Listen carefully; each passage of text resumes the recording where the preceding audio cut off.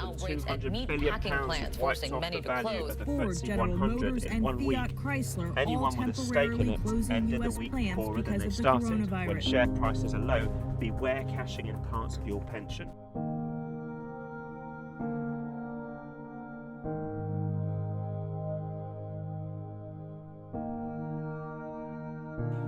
Was we have no financial education in our schools.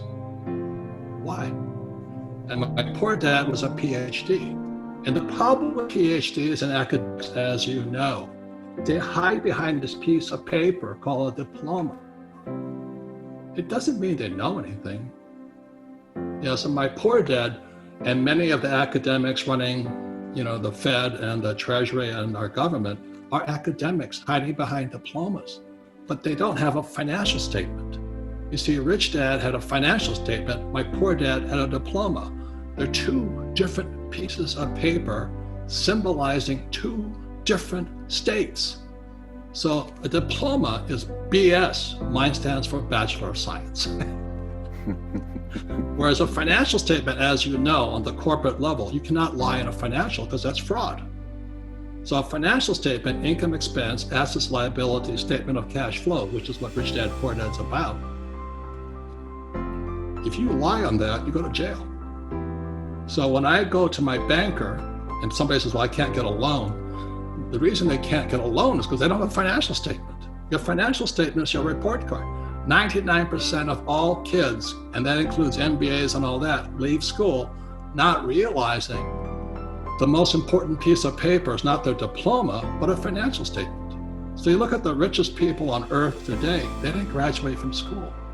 Steve Jobs, all those guys, Henry Ford, Disney, they don't have college degrees. Branson from England. So the financial statement is for real. So that's all this was about. So what was my mission at that point? To bring financial education so simple that the average person could understand it. So I wrote this book, Rich Dad, Poor Dad. It was turned down by every publisher in 1997 saying you didn't know what you're talking about.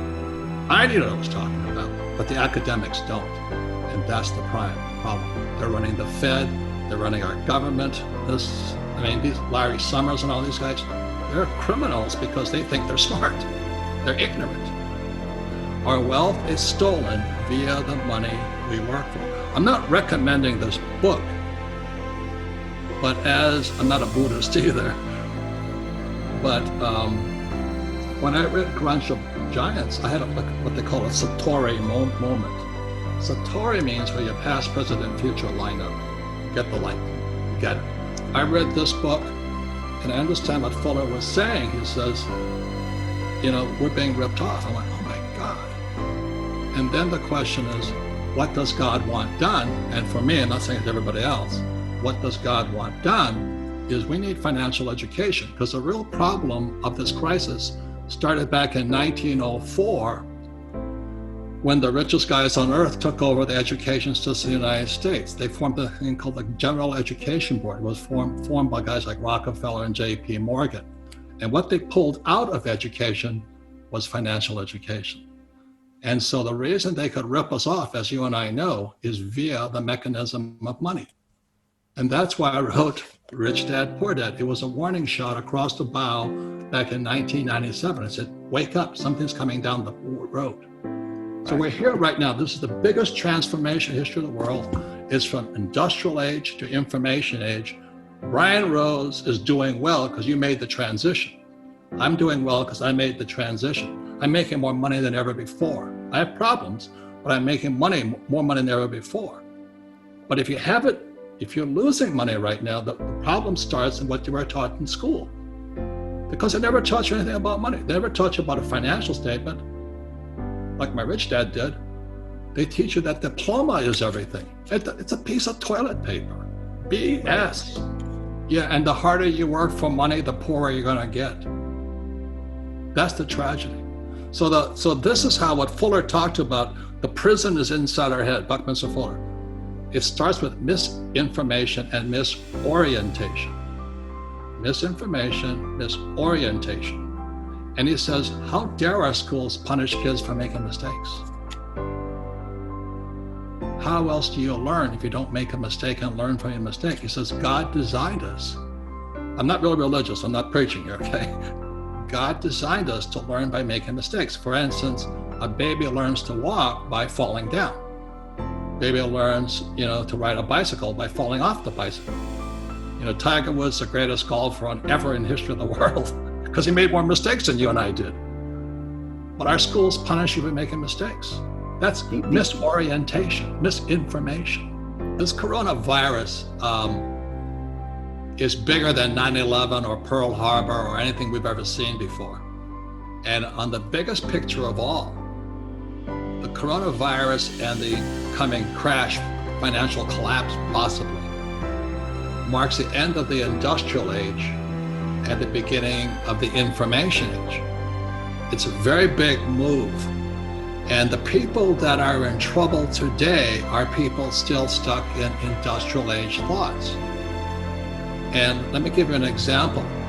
The reason London Real and Brian Rose is doing so well is you guys moved on.